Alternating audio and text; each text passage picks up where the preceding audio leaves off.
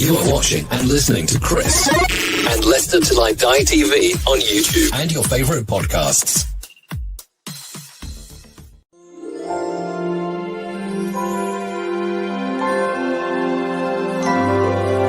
Happy holidays, I guess.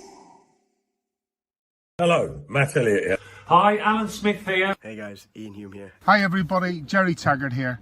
Be sure to watch Chris and Leicester Till I Die TV for all the latest Leicester City news and information. You can also subscribe on YouTube and various social media channels. for the latest updates and news on Leicester City football. Come on, you foxes!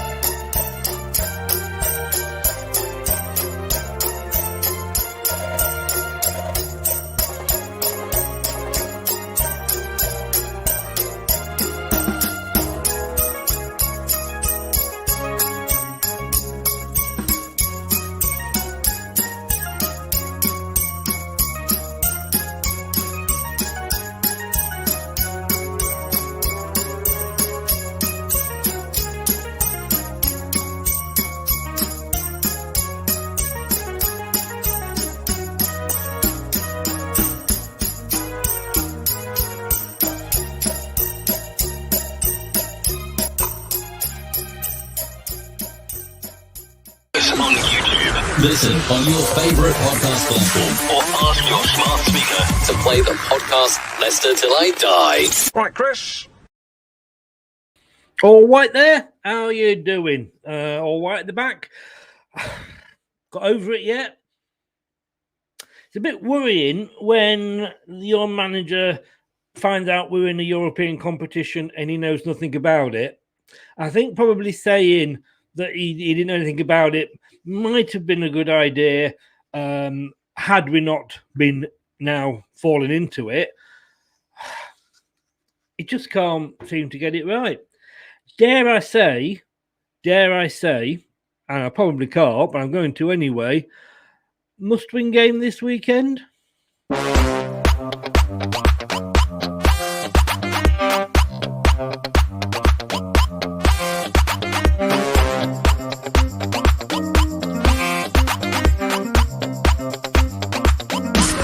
Watch us on YouTube. Listen on your favourite podcast platform or ask your smart speaker to play the podcast Leicester Till I Die. Subscribe, like, follow, and join in now. So, how are we all feeling? I'm looking at a couple of comments that have already come in, and I'm guessing you're not. JB, good evening, sir. How the devil are you? If we lose this game, he has to go. Newcastle are dreadful. Facebook user, stick your name at the end so we know who you are, sir. Welcome along. They are bound to score at least 2 goals. It was said by a commentator the other day that how confident must the Leicester players feel when they know going into any game that to stand a chance of winning, they're going to have to score at least 2 goals. That is it. It is never a truer word been said. Do you agree with that, Brad? Sorry, that mate. Yeah, it is. It is. Not being able to defend from a corner it's embarrassing. It's getting annoying to kind of see. It's kind of like it's like a horror show that you found, or a comedy show that you found funny at first because it happened and there was a few comical moments, and then your mates make you watch it again and again and again, and you're so used to it, you're like, this isn't even funny anymore. It's just embarrassing to watch. And I don't know, maybe the under-6s coach could teach them how to defend corners, because I'm sure it's not the same issue we have lower down in our divisions. Sure, it's not an issue that we're having elsewhere. So I don't understand why it's an issue at the first team. And is it Colo? Is it Brendan? Well, yeah, I don't know if this still goes on or not. We'll probably never find out if one of them loses the job, because the only one that's probably going to lose their job out of the two of them will be Brendan, and Colo will probably walk with him. Yeah. You know, when you were at school, though, Brad, certainly when I was at school, I'm going back further than you, obviously, the PE teacher was also the football coach, the cricket coach, the rugby coach, and also the geography teacher. For some reason, it was always geography. Maybe we could get a geography teacher in that could do a better job on getting our defenders to defend than the coaches that we've got in at the moment. Well, yeah, maybe. I mean, don't get me wrong. Last night, I'll actually say that Leicester defended set pieces well. I mean, I think we should have got a bonus goal from actually not conceding from a corner, but that's not how the European competition works. We all know that, because 97th minute we nearly had a skin saved, and good old Liga Warsaw decided to put penalty nice and easy for the goalkeeper to save.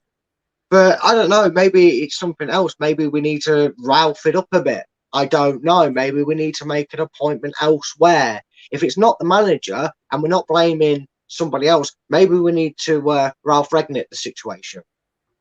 Yeah. Maybe we need to get someone in that's going to look at it completely different and go, I don't know, maybe someone who's got a tactic board and pens and a marker should come into the job and show them what to. I don't know, mate.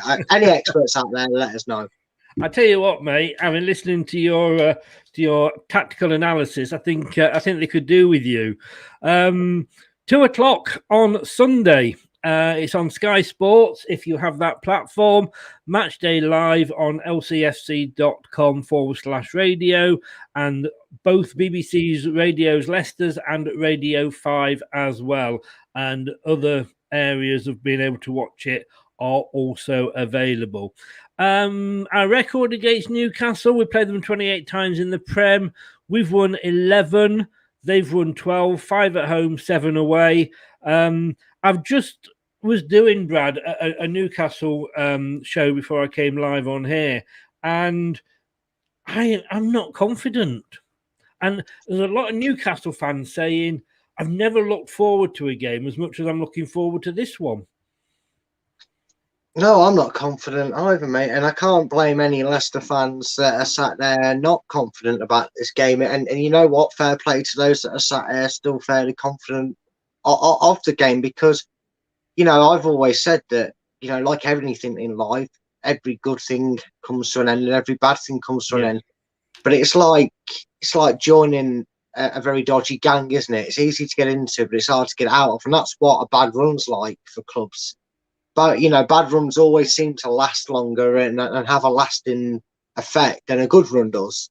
Even though sometimes you'll look at a good run and realise it stretched over like 14, 15 games and the bad run was only 6 or 7. It just feels so bad because it's negative towards your club. But and this is also the game where, in fairness to Newcastle, yes, they did pick up the first 3 points, but it wasn't the most glamorous. I still stand by my statement of Newcastle polished a turd, it's still a turd. With the quality of players they've got there, minus a few names.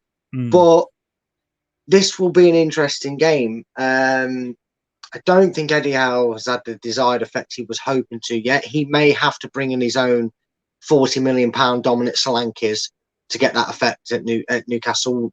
We will see.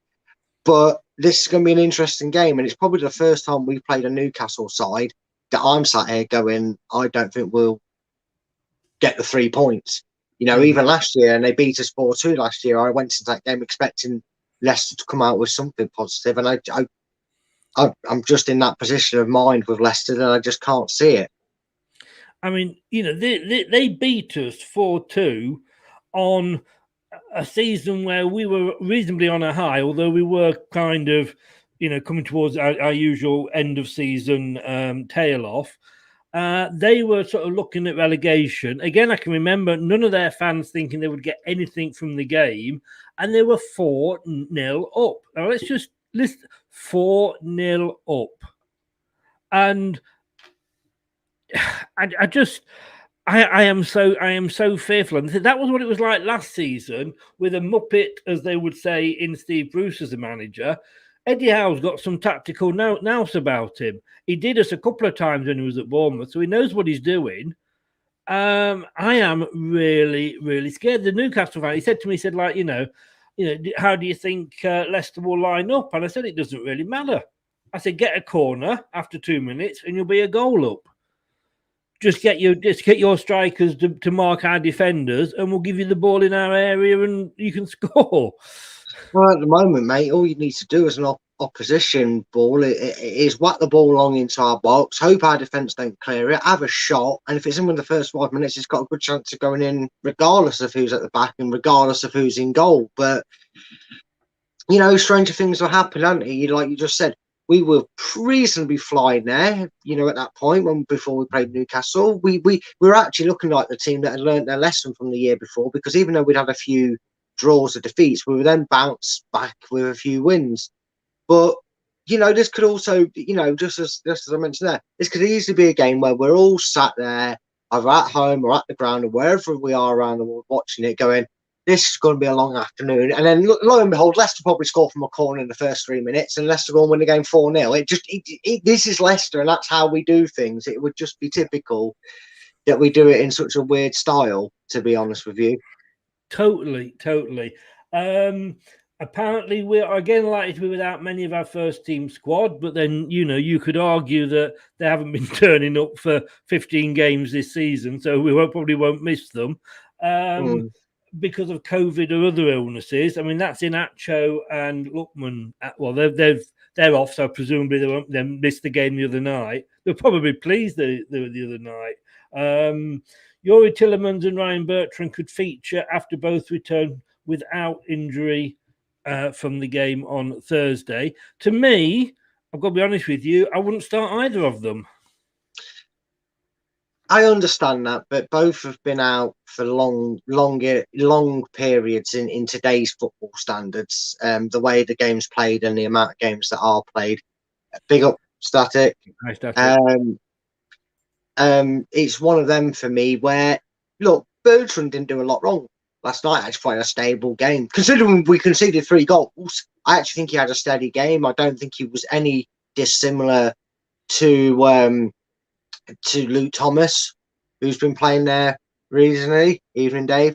And I don't, Tielemans has just come back from an injury. Maybe he did a few things just trying to kickstart his return with a bang. I mean, he took some silly shots that are fully fit up to standard. Youri, I wouldn't mind hitting them, but you could tell he'd only had maybe a training session or two before that game. He was very rusted.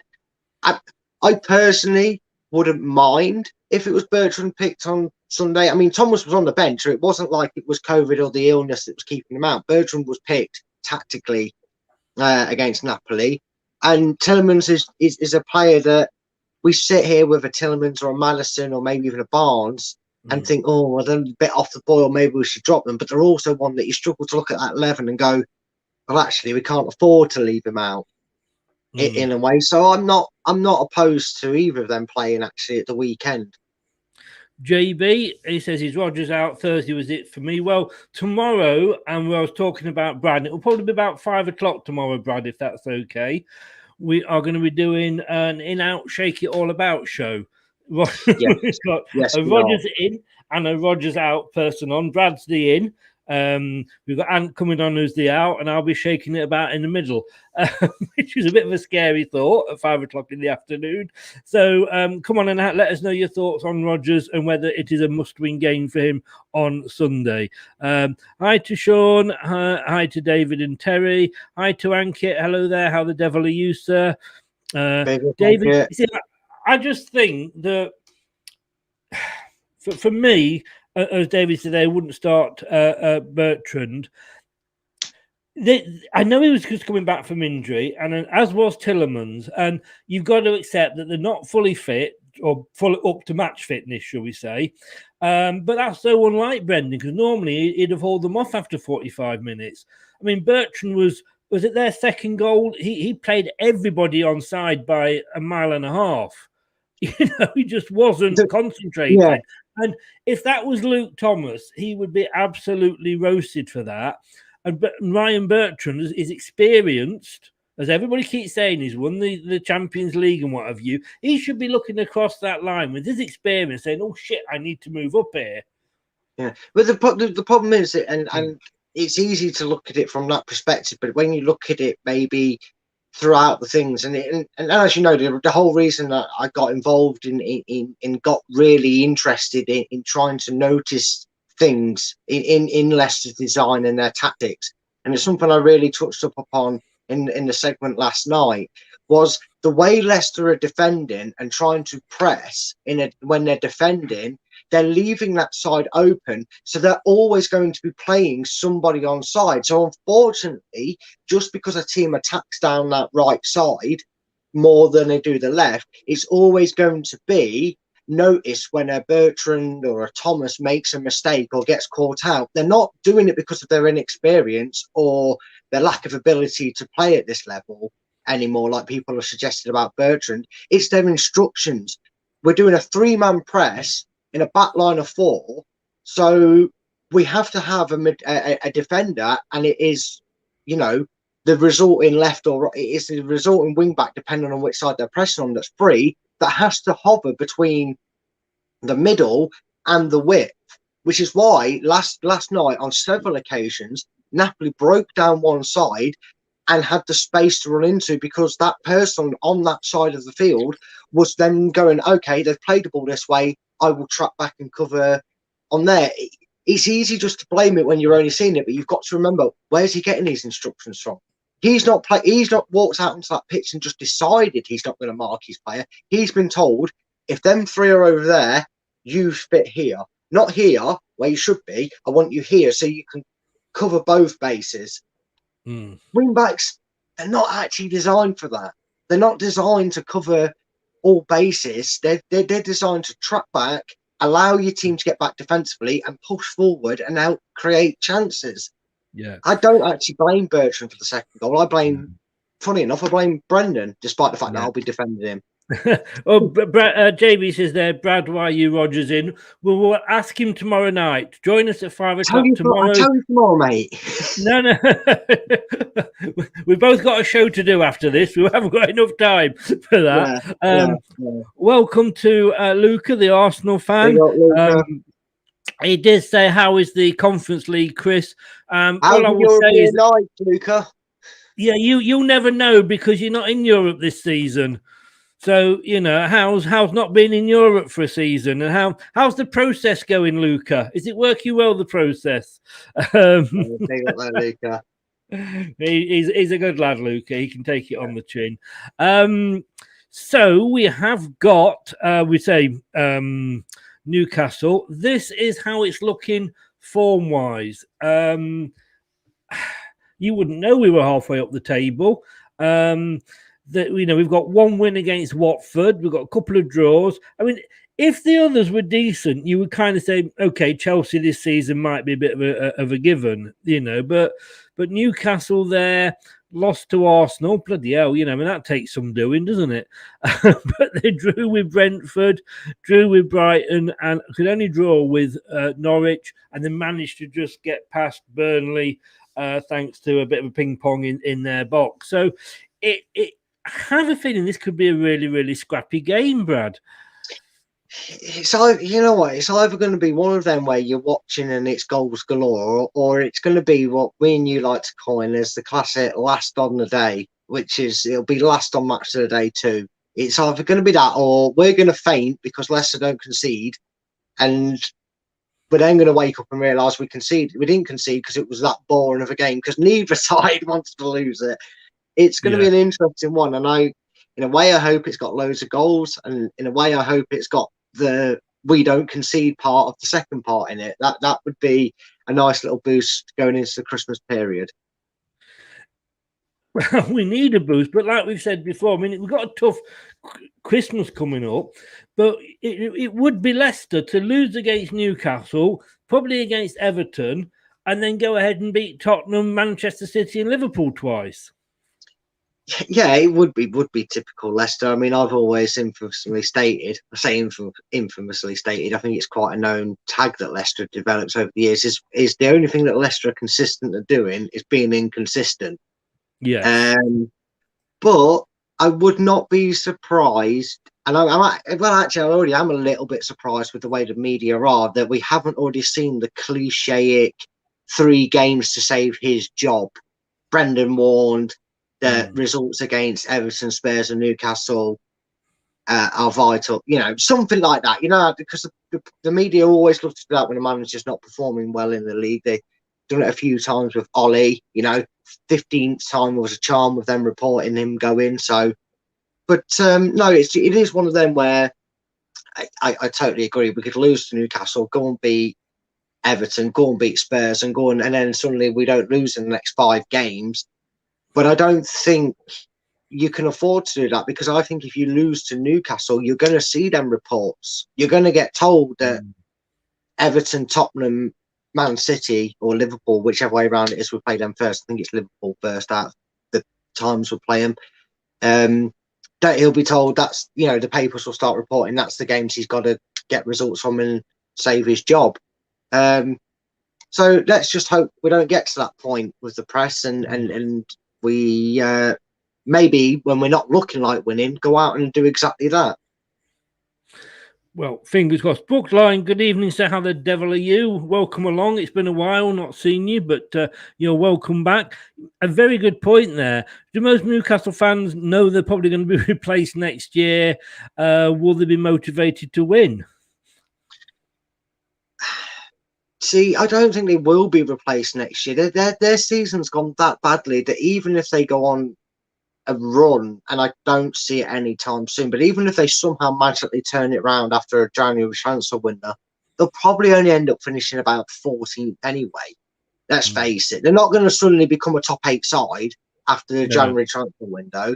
No. A lot of these players, I can see where Brookline's coming from by saying that they're not going to be looking over the shoulder, aren't they?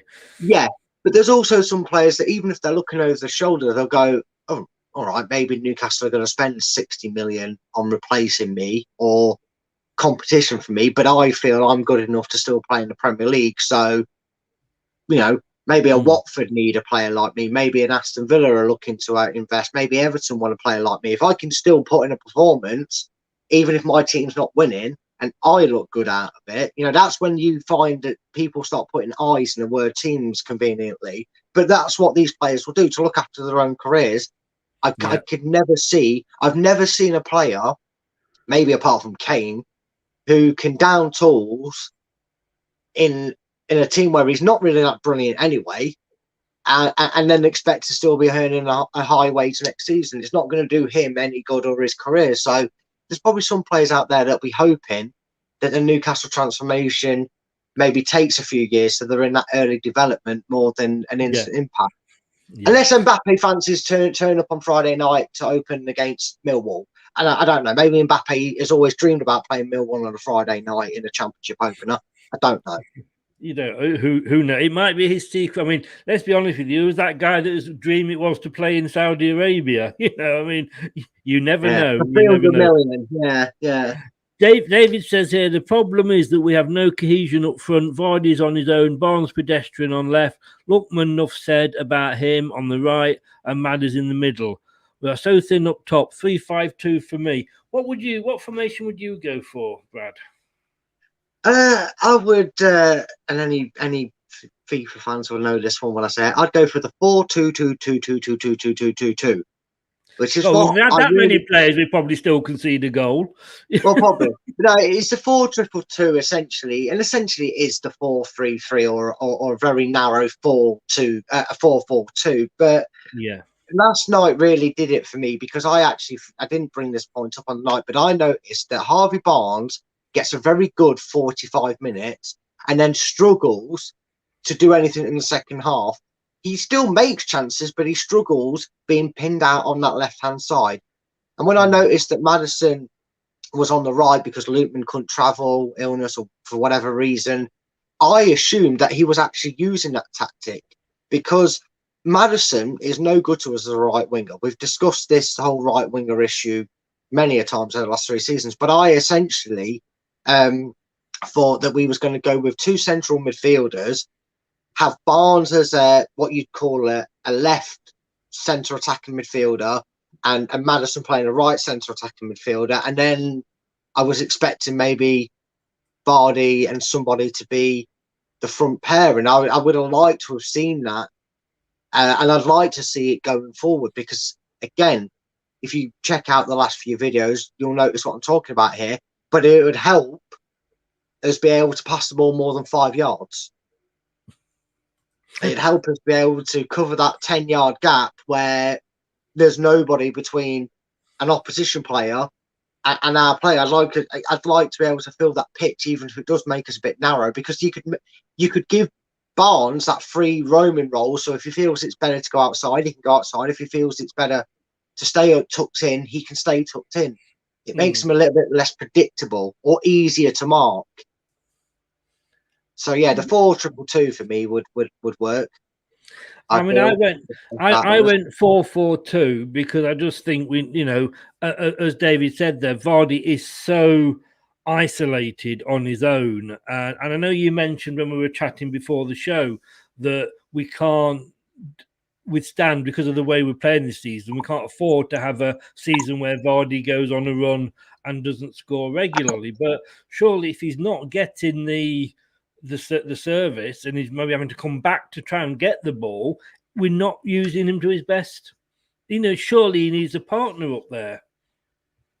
Oh, I mean, he had a partner up there and he scored like 19 goals in all competitions of the season, and then we reverted back to one up front. But this is what I mean. This is why I don't understand. If he, sometimes you could look at maybe Leicester squad and you could be forgiven for going, yeah, I understand why he's not doing this, because if he does this, it means so and so and so and so would not fit into the strategy. But if you played a narrow I'm just going to call it a narrow 4-4-2 for anyone that doesn't get all technical and up to date with the new slang term for tactics of this 4-2. But you played a narrow 4-4-2. You accommodate Ndidi, you accommodate Samore playing, you accommodate Barnes, you accommodate Maddison playing, you accommodate Iniacho or Daka playing, and you accommodate Vardy playing. You get your strongest attack-wise. You've got the strongest options available to play that system.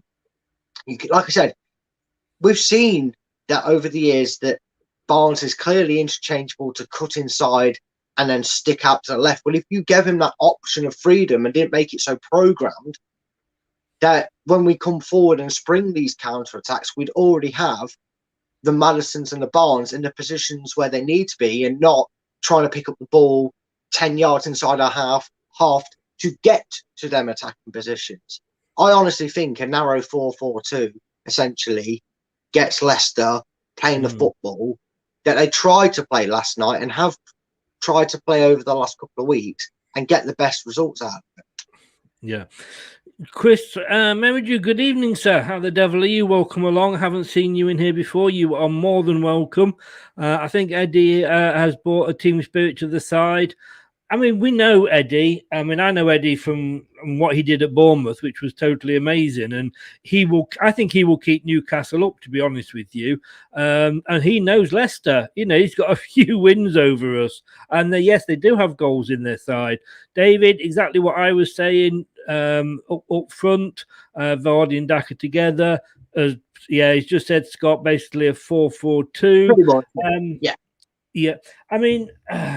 Newcastle United have won 3 of their last 4 away league matches against us. Oh, squeeze those bottom cheeks in.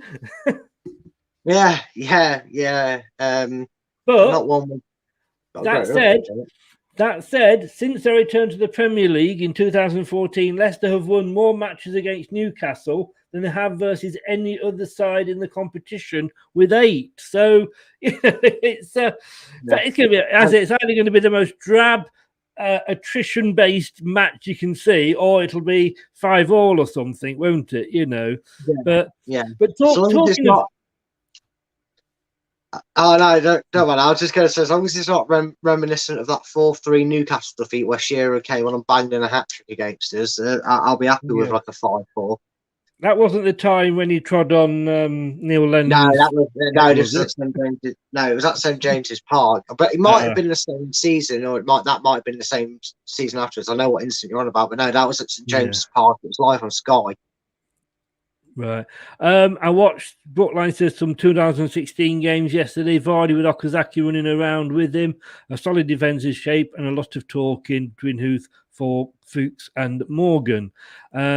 David says about Barnes, either he's lazy or doesn't know how, but he is it that he can never use his speed to catch up to any players who carry the ball past him, as if defending is below his pay grade.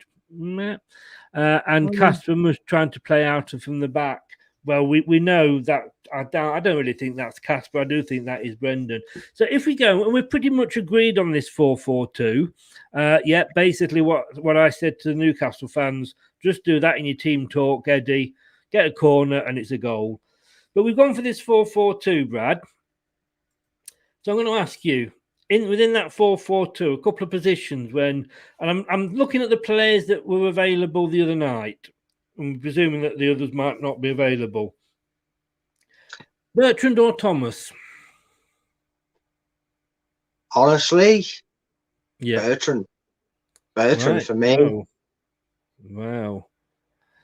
I think he's just got a bit more of an aggression, and his experience actually more shines through on his ability to get into the attacking areas for Leicester. That's what you're needing for a wing back. I feel that Thomas is very much my job's that job, if that makes sense. It's up and down for Thomas, and I think to expose Newcastle, we need the left back pushing in. So yeah, I'd go with Bertrand. Again, I mean, this is the starting. Whether they play the full 90 or not is another matter. Tielemans, Sumare, or Hamza? Tielemans. Basically, apart from his injury and you know his sluggish return last night, Tielemans is hands down the better out of all them two. Yeah, overall he is, but I'm just thinking, like, you know, is he coming back? Would it be better starting one of the others and then bringing him on, you know, with half an hour to go? Not the normal Brendan, bring him on at 89 minutes when it's too late to do fuck all. Well, yeah, I mean, I could see that, but I just think the impetus is there that you want to get a player like Tielemans flowing and back to his best as quick as possible, and the only way you're going to do that is to play him. It's just clear with Tielemans, as we've seen.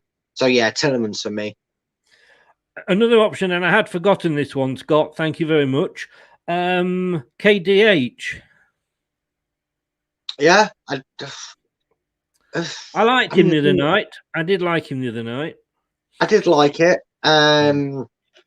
Maybe if you're going to go for that diamond one, and you could take out Barnes and put KDH there if you're going to predominantly get him to play in there. I just don't know where he fits in if you're trying to get him, Tielemans and Maddison and Ndidi in that midfield. If you're putting Maddison up as the right diamond in the attacking front, then maybe you do, but then you're also saying to Ndidi that he drops to the bench. So it's a bit difficult to get him in. I'd like to see more of him, but I'm impressed with what I saw of him. It was a great goal he scored, but it'd be difficult to get him in. Well, Vestergaard, Soyuncu. Can I say Amati? You can, because again, another one I'd forgotten. He wasn't on the bench, though, was he? So I'm wondering if he's got COVID or not. Well, I know there was an illness going around as well, wasn't it? They did say it was COVID and an illness. Now, if Amati is just an illness and he's okay and he's fit to play, I would actually genuinely pick Amati over them to go alongside Evans. Out of the options you just gave me,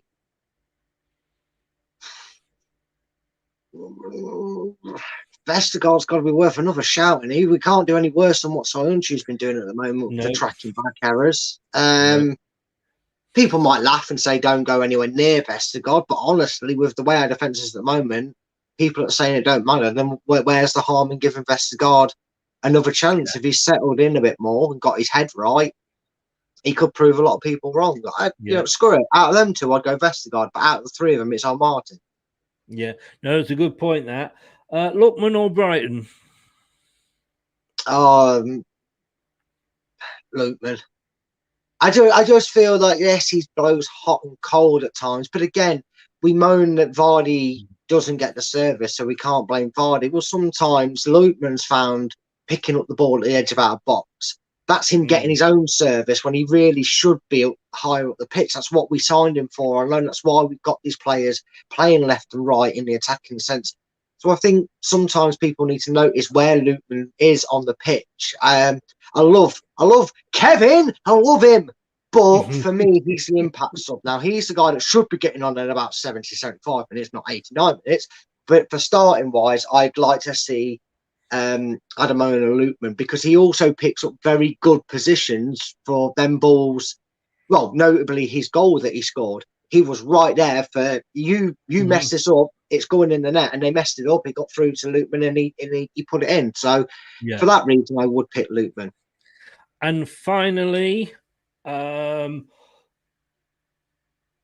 or Schmeichel? I think this might be a chance for Ward. I said exactly the same. I would have, when I picked my team on the Newcastle show, I said, let's stick Ward in. Yeah. However, now I'm gonna play. I don't know if devil's advocate is the right term, but I would make the switch back to Casper on one suggestion. Evans don't say corners. No, and I'm an advocate for goalkeepers being for being captain, being one myself, not a captain, but being a goalkeeper. But me personally, I would take that strain off Schmeichel and let Evans control that back line, because something is clearly the communication between Evans, an experienced man who's played at the highest levels. He's played for Manchester United. He's been around captains. I'm not too sure. Maybe someone will tell me, but he's also probably captained himself. Most certainly at West Brom, he was a captain. I would now tell Casper, even if it's a case of, the face and the mask situation, you're the mask captain, because I don't want to take it off. I don't want to disrupt too much and cause an argument between people, but defensively, leave it to Evans, sort of thing. I don't know how Brendan would go about it, but me personally, I think there's such a miscommunication between, well, you're telling me to do that, but he's the captain and he's telling me to do this. Who am I listening? Too many cooks further off. Give the captaincy to Evans. Would be me, and I would stick with Schmeichel in goal. But if you're not, you can't have your captain. Maybe that's why Ward gets in. You can't have your captain on the bench. You need your captain on the pitch. So maybe Ward gets in. I was glad we kept Casper in for Napoli, but definitely I would see Ward. Well, this, you know what's coming, don't you? Because this is Brendan announcing his team for My answer is I don't have the first damn clue.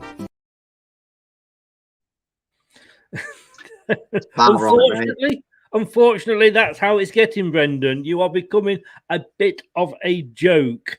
We're going to be looking at a player that you've picked out that's going to cause us a bit of trouble straight after this. Leicester Till I Die TV, your first choice for everything Leicester City. Tune in and join in now. I've got to be honest with you, when you said this, I was totally in tune with you. Alain Saint-Maxim, one to watch. Yeah, he's a frighteningly good player. In a piles of substandard low-end Premiership quality / Championship quality players. And there's Newcastle fans that know I'm not insulting them by saying that. They would gladly rip through their team and go Championship, barely Premier. I'm not trying to be nasty or anything. I'm not trying to do it just to get a response from Newcastle fans. But he's one of them that Saint-Maximin really does cause teams issues. I mean, if you was to probably go back over opposition shows, around YouTube and when they're playing Newcastle, go, is there a player that stands out for you that's going to cause us a threat? It's going to be probably more times than not either Callum Wilson or Saint-Maximin. And with our defensive frailties and our marking system at the moment, I really do worry that Saint-Maximin's going to get in behind our defence and probably win them 3 goals. I mean, 3 corners at least. in quick succession. He's quite good at winning goals. I mean corners for them. So that's my worry, mate. Yeah.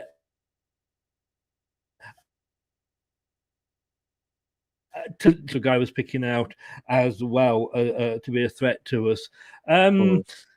I didn't, and Brookline's just said there. I think Inacho is definitely out. I think with COVID, Brookline, so I don't think he can play. And Marty, we're not sure about. Just see if it says here. But he did mention the P word.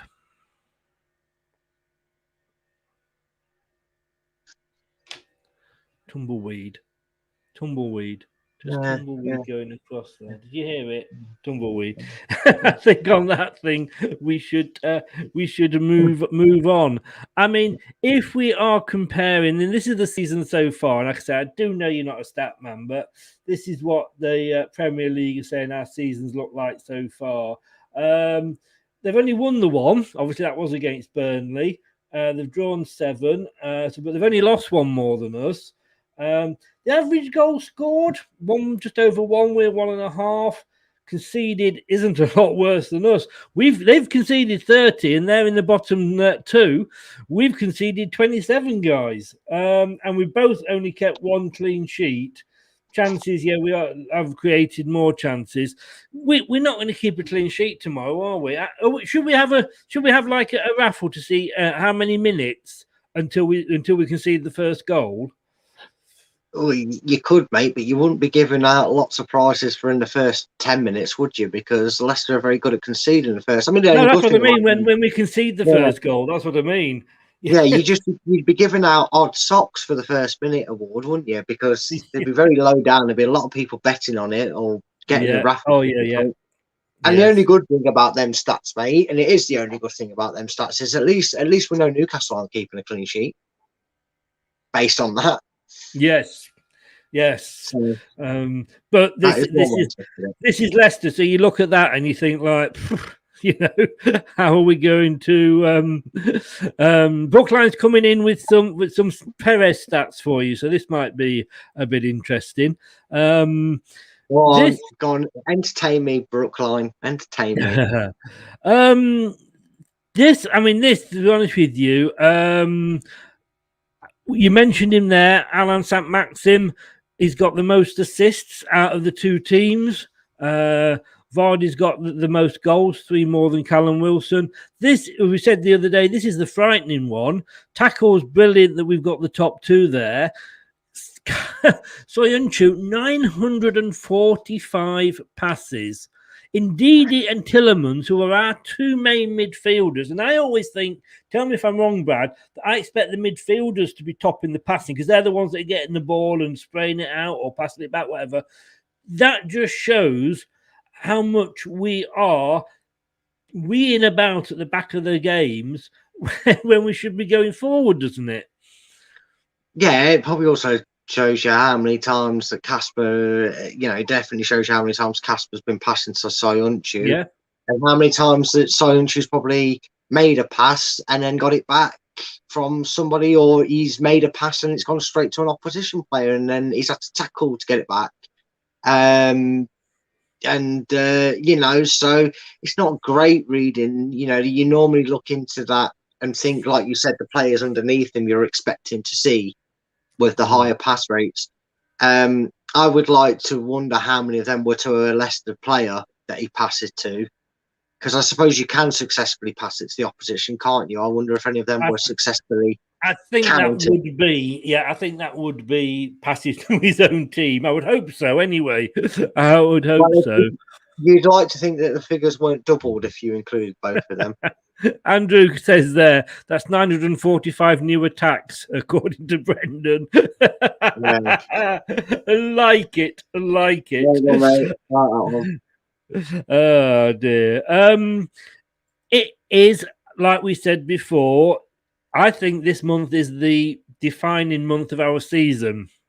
This season, we've already had the European game, which we now know where we are with that. We're in February, and So we don't get February off from Europe, and we're going down and playing another team that we've never heard of. But, you know, these are the games that we have got coming up after Newcastle. We've got Tottenham, if it's not cancelled, at home. And we do know, however bad we are or however good we are, we can't seem to beat Tottenham.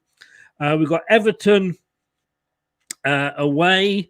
We've got Liverpool in the quarterfinals of the Carabao Cup. Man City away on Boxing Day. Liverpool at home on the 28th. And I doubt we'll even beat, because I think we struggled. I remember when we played Norwich in January a couple of seasons ago that they beat us. That is scary when you look at that in our form, isn't it?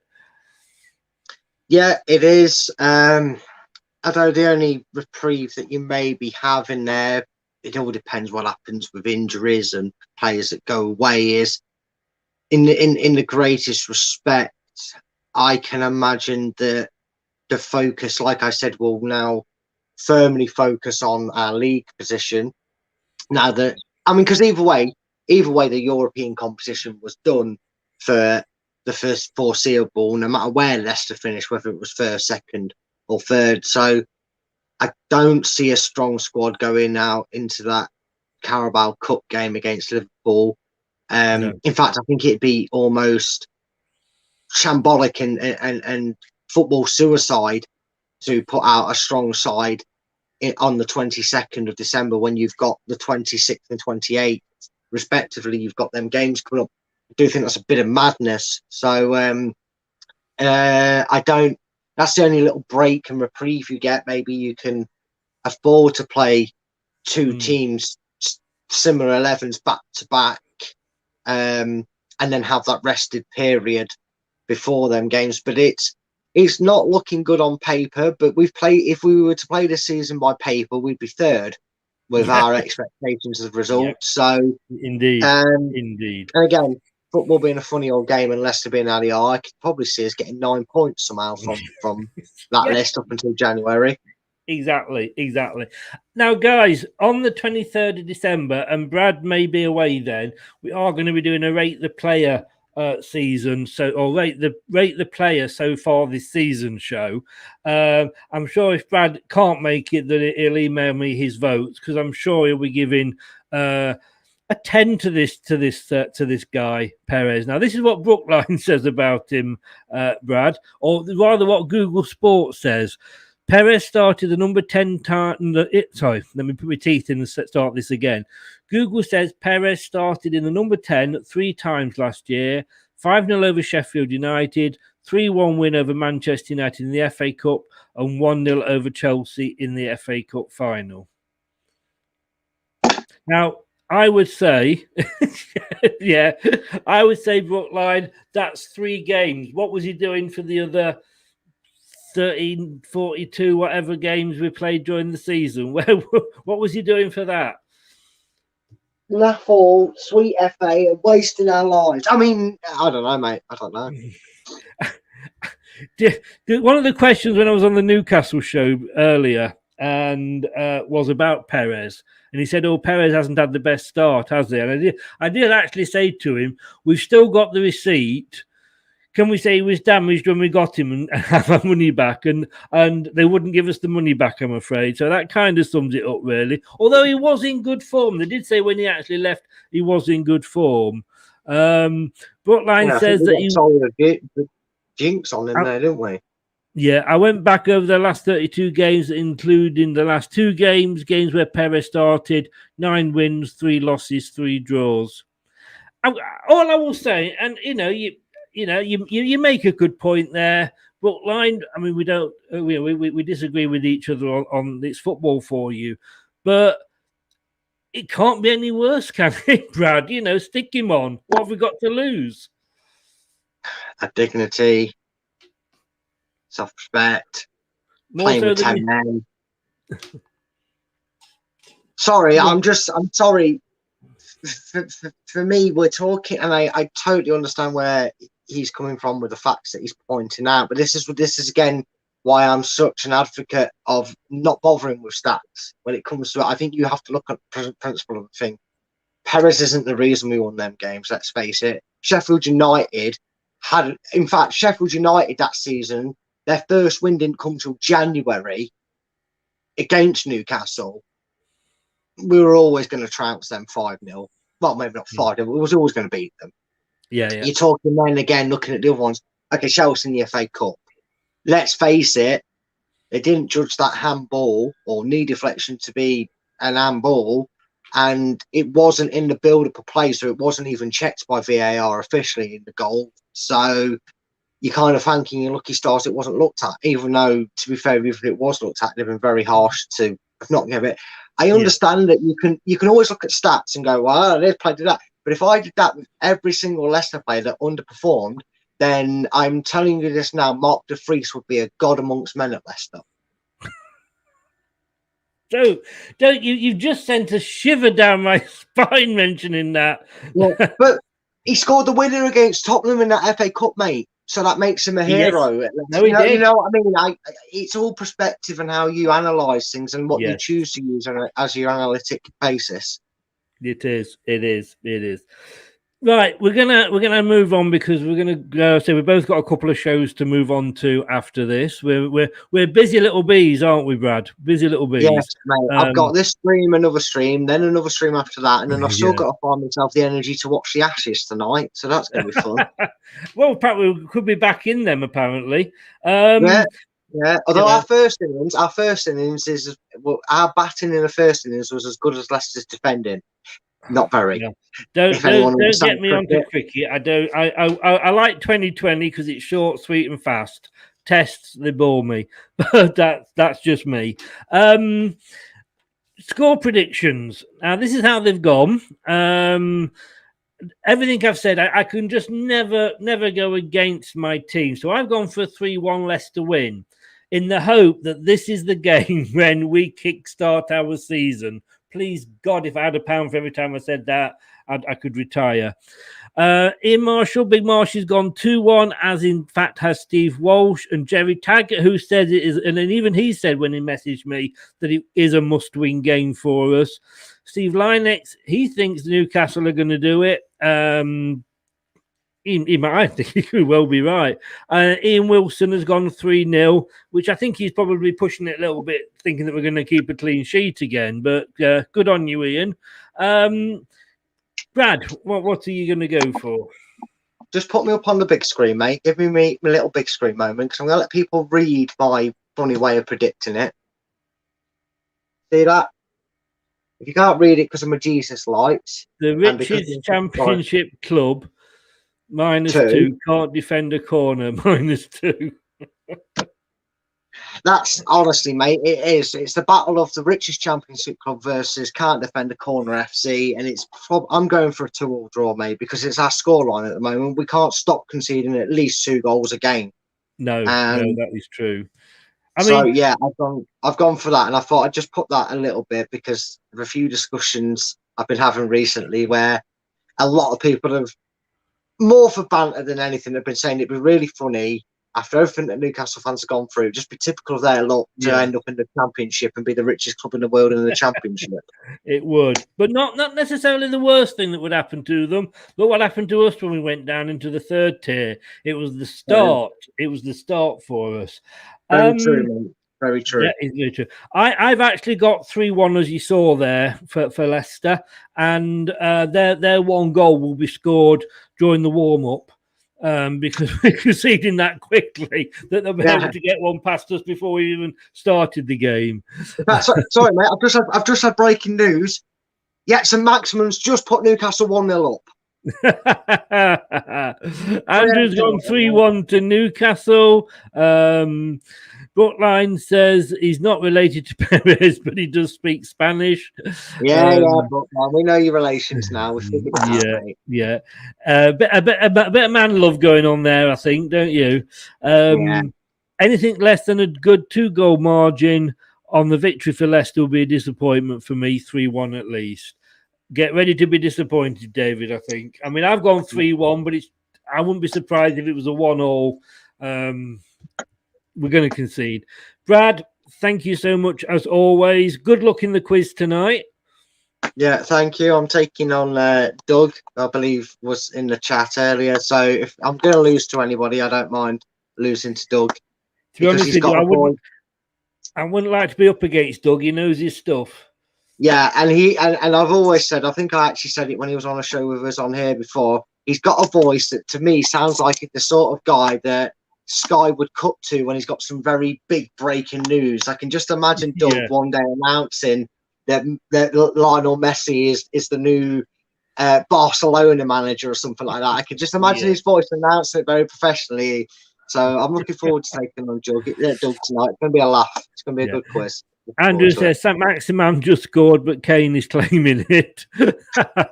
And Scott goes 4-2 to Newcastle. I wouldn't be surprised. I wouldn't. It could be anything. We just. It's like sticking the tail on a donkey, and that's that. I'm not saying that Leicester are playing like a bunch of asses, but that is what it's like trying to predict our score at the moment.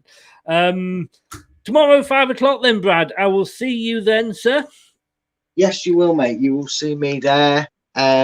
With my 7 reasons why Brendan is the man to keep the job. If I can think of 7 reasons, of course. I don't know if I'll be able to, but that's the way I'm looking to go about it. As many ways as possible. If you can look at maybe just getting one, that would be good.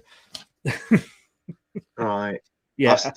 I'll leave that. You've got 24 hours to think about it. Yeah, mate. Definitely. Brilliant, mate. Great. As I say, good luck with the quiz. Thanks for doing the next show with another Newcastle. I'm off to do another Newcastle show as well. We've never been as popular. Methinks that they think they might be going to win this. Maybe it's on. Take care, bud. I'll see you tomorrow. All the best. Take care. Cheers everybody. Bye-bye.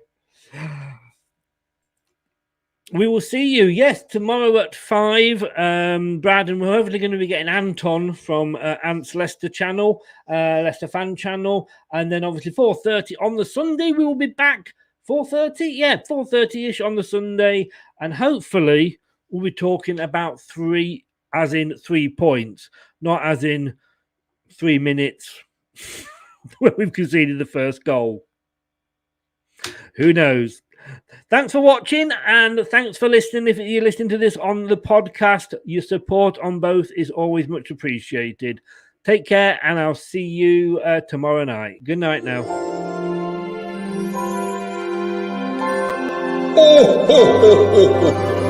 Thank you for watching. Have a Merry Christmas and a Happy New Year. Hello, Matt Elliott here. Hi, Alan Smith here. Hey guys, Ian Hume here. Hi everybody, Jerry Taggart here. Be sure to watch Chris and Leicester Till I Die TV for all the latest Leicester City news and information. You can also subscribe on YouTube and various social media channels for the latest updates and news on Leicester City. Come on, you foxes!